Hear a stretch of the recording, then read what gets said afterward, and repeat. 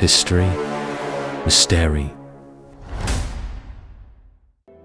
Pada suatu hari, si Impus ini pergi ke Jakarta untuk mengadu nasib dari tempat tinggalnya, yaitu di desa Ambarita, Samosir, Sumatera Utara. Di Jakarta, dia menjadi seorang supir Metro Mini 66 yang mengangkut penumpang dengan jurusan Blok M Manggarai, jadi di kawasan Jakarta Selatan. Pada suatu waktu, ketika menarik penumpang di Manggarai, dia bertemu dengan seorang wanita yang menarik perhatiannya. Wanita itu bernama Roini. Di saat itu, Roini ini naik ke Metro Mini yang disupiri oleh Impus untuk menuju ke tempat kerjanya. Nah, tanpa banyak mikir, di saat itu Impus mencoba untuk mencari perhatian, lalu mengajak Roini ini berkenalan.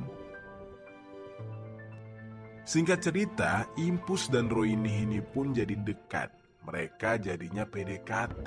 Nah, Impus ini memang tipikal orang yang pintar menggombal atau pintar ngomong, sehingga Roini cepat terpincut atau luluh terhadap Impus. Di dalam masa PDKT keduanya, mereka ini sering berkomunikasi sehingga mereka pun saling jatuh cinta. Nah, masa PDKT mereka ini tidak berlangsung lama, di mana pada tahun 2000 Roini pun dilamar oleh Impus dan Roini dibawa ke Medan, Sumatera Utara untuk diperkenalkan dengan keluarganya lalu dinikahi. Dari hasil pernikahan mereka ini, mereka dikaruniai 2 orang anak. Dan pada awal-awal kehidupan pernikahan mereka, semuanya berjalan baik-baik aja. Dari waktu ke waktu hingga usia pernikahan sudah sampai bertahun-tahun. Yang artinya anak mereka pun sudah mulai besar. Nah, sampai pada suatu hari,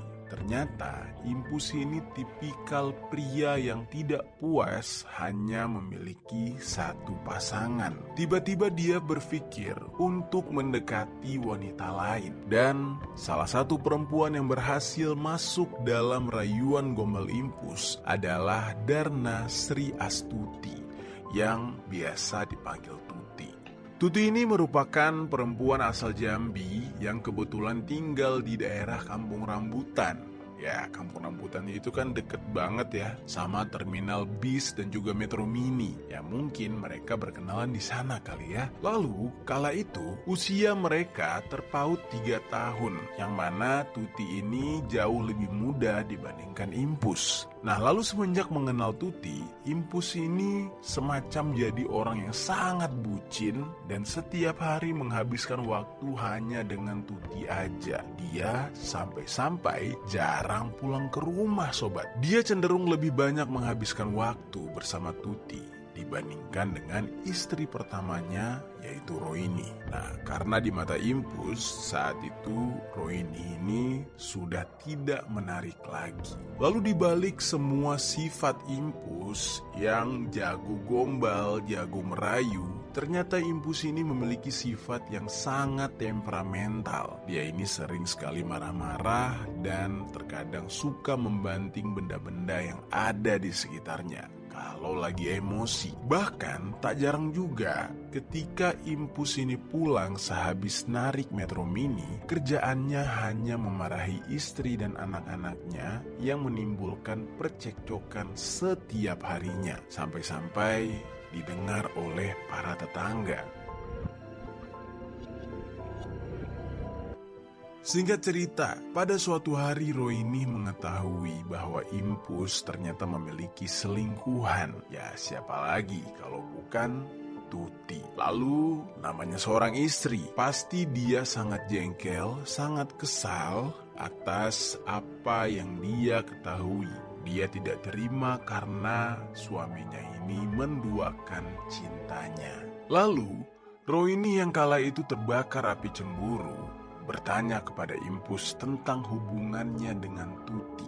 Sebenarnya hal ini adalah hal yang wajar untuk ditanyakan karena kan dia istrinya. Nah, ketika itu Impus memang menjawab semua pertanyaan dari istrinya. Namun sobat, bukannya merasa bersalah, tapi justru Impus ini memaki Tuti dan mengatakan dia tidak cantik lagi, dia tidak menarik lagi dan tidak mampu melayani suami dengan baik, dan mengatakan perkataan-perkataan yang menyakiti hati Rohini. Lalu gak cukup sampai di situ, setelah memaki-maki Rohini, dia juga melakukan tindakan KDRT. Badan Rohini itu dipukuli hingga lebam-lebam, dan Impus juga sampai mencekik leher Rohini, dan Impus mengancam akan mengeksekusi Rohini jika Rohini banyak komentar dan banyak bicara. Sebenarnya sobat, tak hanya di hari itu aja. Bertahun-tahun Rohini ini juga sudah mendapatkan perlakuan yang tidak baik dari si suaminya ini. Kejadian KDRT itu tidak hanya dilakukan sekali oleh si Impus ini, namun bahkan bisa dikatakan setiap hari, baik kekerasan verbal sampai dengan kekerasan fisik. Rohini ini sangat muak dengan perlakuan Impus. Sampai di tahun 2009, Rohini memberanikan diri untuk melaporkan kasus yang dia alami ini kepada pihak kepolisian. Dan pada saat itu, pihak kepolisian pun menanggapi dan mencoba untuk mengusut kasus ini. Namun anehnya nih ya, saat polisi sudah mau bergerak, tiba-tiba Impus ini mencoba untuk merayu Rohini. Sampai akhirnya Rohini pun memaafkan Impus, sehingga memilih untuk jalan damai dan pihak kepolisian pun tidak melanjutkan kasus ini. Nah, tapi malang banget nih ya nasib Rohini. Dia termakan bujuk rayu si suaminya yang temperamental ini. Setelah berdamai, Impus bukannya kapok, tapi malah semakin beringas. Dia semakin menjadi-jadi menyiksa sang istri. Bahkan kali ini, dia sampai memukul dan menonjok mata Rohini yang menyebabkan Rohini mengalami kebutaan pada mata sebelah kirinya. Nauzubillah min dzalik. Kejam banget.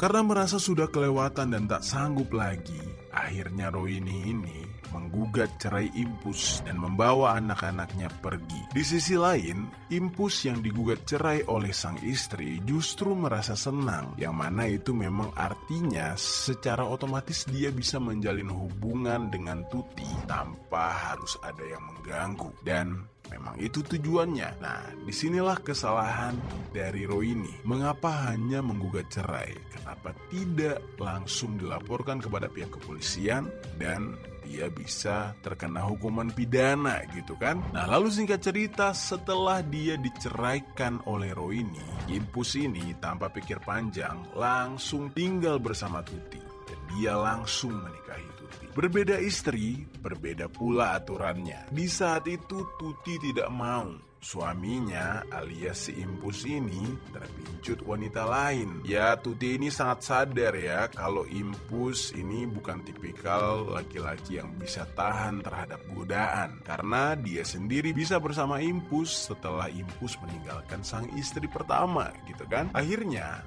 Tuti ini meminta suaminya alias Impus untuk bekerja bareng dia aja, membangun sebuah usaha. Karena masih awal-awal pernikahan, ya kan, masih hot-hotnya gitu, masih cinta-cintanya terhadap Tuti. Akhirnya Impus ini nurut aja. Hingga dari seorang supir Metro Mini, dia kemudian beralih profesi menjadi seorang penjual soto Lamongan di daerah Terminal Kampung Rambutan.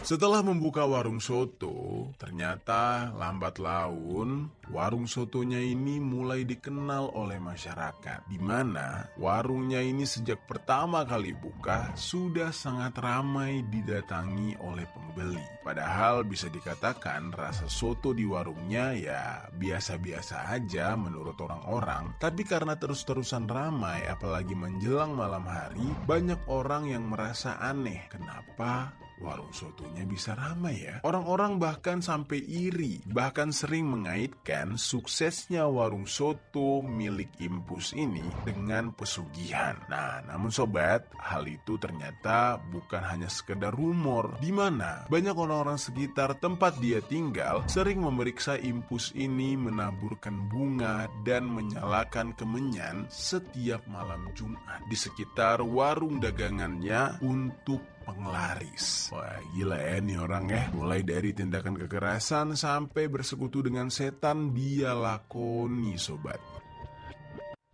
Nah lalu sobat, ada hal yang lebih aneh lagi. Semakin lama, warung soto milik Impus ini semakin ramai. Dan ternyata setelah diusut, setelah dicek oleh warga, warung soto milik Impus ini tidak hanya berjualan soto, alias dagangan soto tersebut hanyalah kamuflase. Kenapa orang di sana cukup ramai? Bukan cuma karena pesugihan, tetapi aslinya Impus ini juga menjual jamu-jamuan serta minuman-minuman yang terlarang alias beralkohol. Nah, pantesan aja warung sotonya tidak pernah sepi, apalagi menjelang malam hari. Sebenarnya bisnis kayak gini sangat lumrah di kota-kota besar. Kalau kalian datang ke beberapa daerah di Jakarta yang ada angkringannya, nah terkadang mereka juga menjual miras di sana, tapi secara ilegal dan secara terselubung.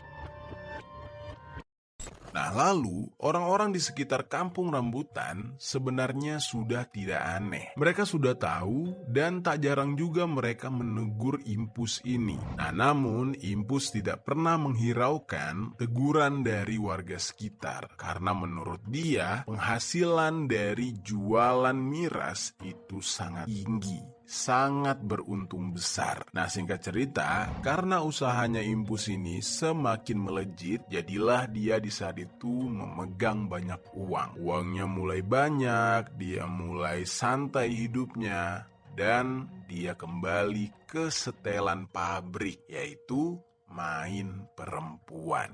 Di tengah-tengah hubungannya dengan Tuti yang sudah mulai hambar, dia kembali dekat dengan perempuan lain yang bernama Tini. Nah, Tini ini merupakan seorang pedagang jamu yang biasa berjualan di sekitar terminal Kampung Rambutan juga. Dia menjalin hubungan dengan Tini dan tidak lama kemudian ternyata istri keduanya yaitu Tuti mulai mengetahui kalau Impus ini memiliki wanita lain. Sontak aja di saat itu Tuti marah besar. Dia tidak terima diselingkuhi oleh suaminya Impus. Ya padahal kalau dipikir-pikir dia juga sama Impus ini jadiannya karena selingkuh gitu kan. Karena menyakiti wanita lain gitu. Ya bisa aja ini adalah sebuah karma. Namun si Impus itu memang dasarnya suka kekerasan ya sobat. Dia akhirnya tidak terima dengan istrinya yang menegur dia karena selingkuh. Dia kembali melakukan KDRT kepada Tuti. Bahkan parahnya nih ya, secara terang-terangan dia sampai membawa selingkuhannya yang bernama Tini untuk tinggal bersama di tengah-tengah kehidupan dia bersama Tuti. Dan semenjak saat itu, suasana rumah mereka bagaikan neraka. Bayangkan aja, Tuti harus sakit hati setiap hari melihat suaminya si Impus itu tidur dengan Tini. Istri mana yang bisa terima? Dan akhirnya membuat kondisi ini semakin memanas. Mereka sering terlibat cekcok dan Impus kerap sekali melakukan aktivitas kekerasan fisik terhadap Tuti. Dan mulai saat itulah Tuti mulai menyadari apa yang dia pilih selama ini adalah kesalahan. Dia menuai apa yang selama ini dia lakukan terhadap istri pertama dari Impus. Lalu sampai suatu ketika di tanggal 2 Maret tahun 2013, tepatnya jam 12 malam, terjadi lagi percekcokan. Percekcokan itu disebabkan karena Impus menuduh Tuti selingkuh. Wah, ini udah termasuk akal-akalnya Impus. Karena di saat itu, Tuti tidak pernah merasa melakukan perselingkuhan. Yang ada malah si Impus kan yang selingkuh. Dan Tuti pun membantah. Dia terus-terusan melawan melawan apa yang dituduhkan oleh Impus sampai akhirnya terjadilah adu mulut. Atas tindakan yang dilakukan oleh Tuti, Impus sangat-sangat marah. Dia memperlihatkan sikap yang cemburu buta. Sampai-sampai dia melakukan penganiayaan selama berjam-jam terhadap Tuti. Tuti disiksa pada tanggal 3 Maret mulai dari jam 1 hingga menjelang subuh. Pada saat itu Tuti dipukuli dengan benda tumpul oleh Impus. Tuti dipukuli beberapa kali sampai dia meraung-raung kesakitan. Dan saat itu tubuh Tuti mulai terkulai lemas. Impus bahkan menggunakan benda tumpul tersebut untuk melukai organ vital Tuti. Ini benar-benar perbuatan yang sangat keji. Karena benda tumpul itu dimasukkan ke dalam organ vital. Karena hal itu, Tuti pun mengalami pendarahan yang sangat hebat. Dia menangis dan berteriak kesakitan. Dia meminta ampun, namun Impus tak menghiraukannya. Pada saat itu, Tini, selingkuhan Impus, juga menyaksikan apa yang dilakukan oleh Impus terhadap istrinya ini. Dan kemudian, Tini ini berusaha untuk melerai Impus. Bahkan dia menawarkan diri untuk bisa mengobati luka Tuti. Nah, tapi Impus tidak membiarkan hal tersebut. Emosinya semakin menjadi-jadi dan dia bahkan dengan tega mengepalkan tangannya dan memasukkan kepala tangannya itu ke dalam alat vital Tuti. Dan lebih gilanya lagi nih sobat, Impus mengambil sebuah botol bekas air mineral, lalu dia isi dengan air yang sangat panas dan dia masukkan ke dalam alat vital Tuti.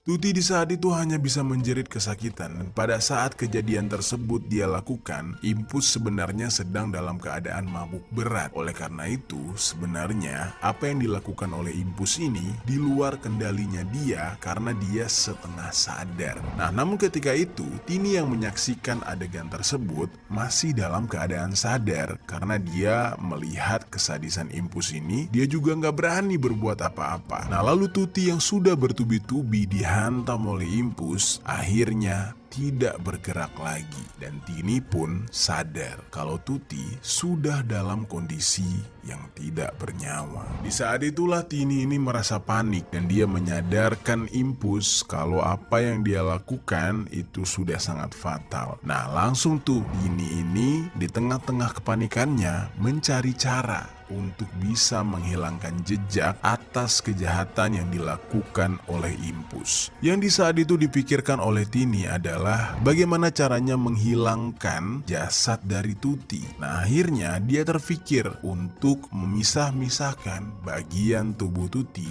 menjadi 6 bagian. Nah, Impus pun setuju dengan apa yang disarankan oleh Tini. Dan pertama-tama mereka akhirnya memisahkan bagian kaki dari tubuh Tuti. Nah, kemudian baru bagian badannya dan sampai-sampai mereka berani mengeluarkan isi dari badannya. Nah, lalu setelah itu di bagian badan sampai dengan kepala mereka buka lagi dan barulah mereka memotong bagian atasnya dan kedua tangan Tuti ikut dilepaskan juga. Bagian-bagian yang sudah terpisah itu akhirnya dimasukkan ke dalam beberapa plastik yang sudah dibeli oleh Tini dan total dari plastik itu ada 7 buah plastik. Proses memisah-misahkan bagian tubuh Tuti ini dilakukan dalam waktu yang cukup lama, di mana pertama kali mereka melakukan aksinya pada tanggal 4 malam sampai dengan dini hari. Dan di dalam aksi ini, dia dibantu sepenuhnya oleh Tini. Setelah semuanya terbungkus, lalu Impus ini kemudian menyewa sebuah mobil angkot milik tetangganya. Kala itu, dia mengaku ingin menyewa mobil tersebut untuk belanja kebutuhan warung. Nah, dia menyewa mobil itu seharga 250.000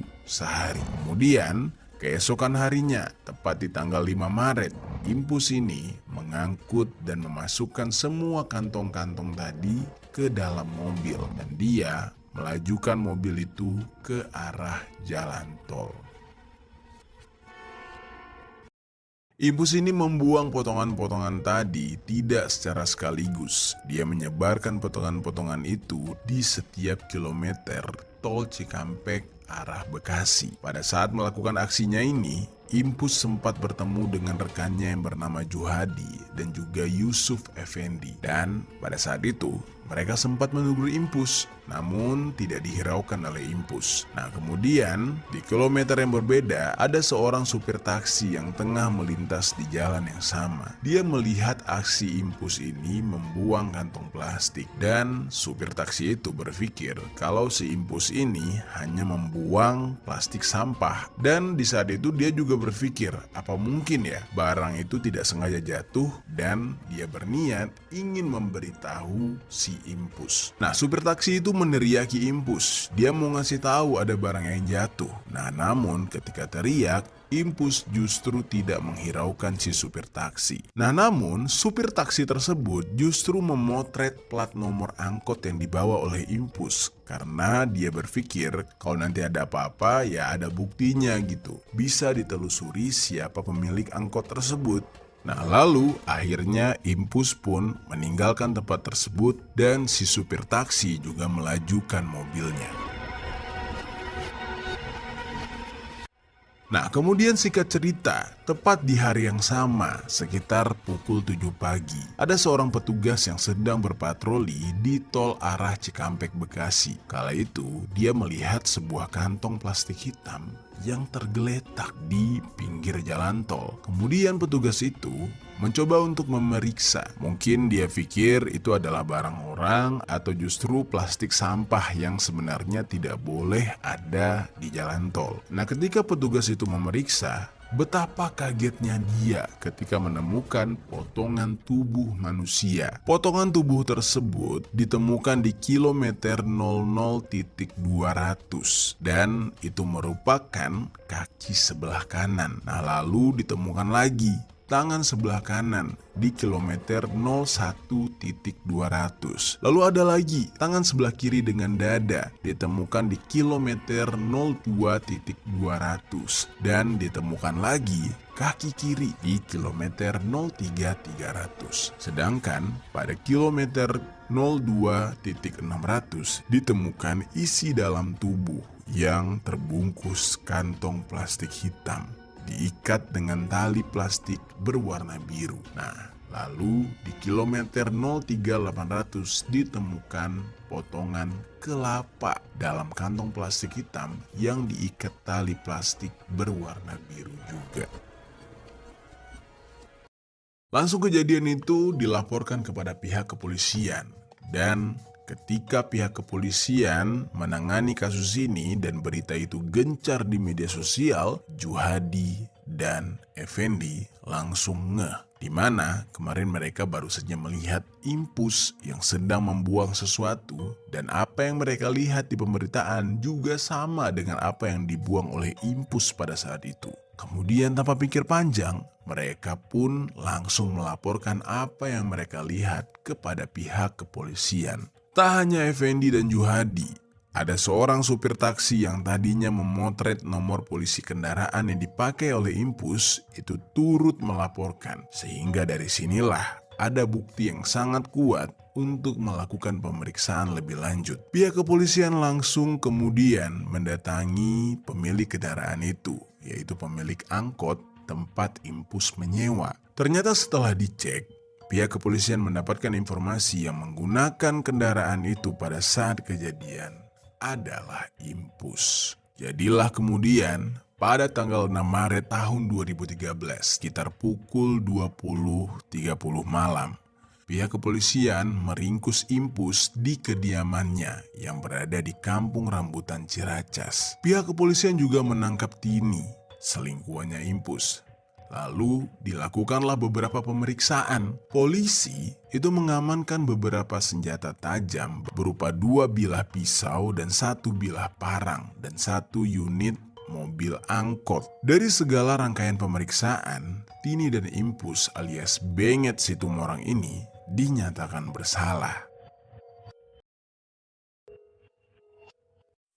Dan setelah diidentifikasi dan dilakukan otopsi, jasad dari Tuti itu mengalami 4 luka tusukan di wajah dan 3 luka tusukan di dahi dan 1 luka tusukan di daerah pelipis. Lalu tak hanya itu, temuan fakta mengejutkan lainnya benar-benar menggemparkan. Karena ternyata setelah mengeksekusi Tuti, ternyata Impus ini masih sempat berjualan. Dan kalian tahu apa sobat? Ternyata bagian-bagian tubuh dari Tuti yang hilang itu dijadikan soto daging oleh Impus untuk dijual ke masyarakat. Dan masyarakat yang merasa pernah jajan, pernah makan di warungnya Impus itu langsung mual-mual. Mereka tidak menyangka kalau yang mereka makan adalah daging dari Tuti.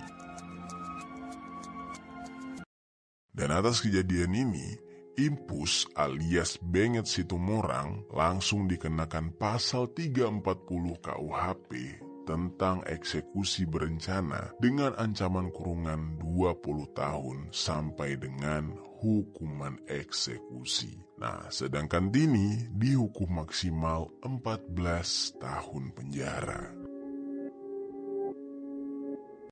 Itu dia sobat, kisah tentang Benget Situmorang alias Impus. Laki-laki yang hobi main perempuan yang berakhir menjadi seorang eksekutor dan mengeksekusi sang istri. Beruntung banget gitu ya untuk istri pertamanya. Istri pertamanya ya setidaknya bisa selamat dan terhindar dari kematian. Walaupun matanya harus buta satu. Malang nasibnya bagi istri kedua, yang mana dia menemukan karmanya sendiri dan harus berakhir di tangan laki-laki idamannya. Nah, namun ternyata sebelum vonis hukuman tersebut ditetapkan, Impus ini jatuh sakit secara tiba-tiba. Dimana kan seharusnya vonis tadi ditetapkan di tanggal 3 Oktober tahun 2013. Dan sebelum sidang vonis itu dilakukan, Impus mengalami sakit paru-paru basah dan TBC. Dari beberapa sumber informasi yang didapat nih, kala itu pihak rutan tak memberikan perawatan kesehatan dengan layak. Karena ya mungkin pihak rutan mikir ini hanya settingan kali ya. Nah, bahkan sampai persidangan kedua yang dihadapi oleh Impus, dia masih harus melakukan persidangan meskipun duduk di kursi pesakitan sampai harus diangkat karena tak bisa berjalan sendiri. Lalu hingga di tanggal 30 September tahun 2013 karena sakitnya tersebut, Impus alias Benget Situmorang menghembuskan nafas terakhir di dalam rutan Cipinang, Jakarta Timur. Sebetulnya nih sobat ya, dalam persidangan 3 Oktober itu sempat terjadi perdebatan di mana dari kejadian Impus yang diduga ditelantarkan di lapas hingga menyebabkan kematian yang tragis, membuat pengacara dari pihak Impus dan juga pihak pengadilan sempat mengalami beberapa perdebatan. Meskipun pada akhirnya perdebatan itu selesai, namun dari kejadian yang dialami oleh Impus di rutan seolah menegaskan perlakuan terhadap orang miskin, di mana seharusnya sekalipun dia seorang eksekutor, hal yang dilakukan oleh pihak rutan terhadap Impus sangat tidak adil. Hakim dan jaksa seharusnya proaktif. Walaupun menjadi tahanan, negara wajib menjamin hak hidup dari Impus. Lalu pada akhirnya dari kasus ini, Hakim Pengadilan Negeri Jakarta Timur menyatakan kalau Impus atau Benget Situmorang telah gugur demi hukum. Maksudnya ialah putusan yang sejak semula dijatuhkan dianggap tidak pernah ada, tidak mempunyai kekuatan dan akibat hukum, serta tidak memiliki daya eksekusi atau sebatas putusan yang dijatuhkan saja. Nah, Impus alias Benget Situmorang akhirnya harus menyerahkan dirinya kepada Yang Maha Esa.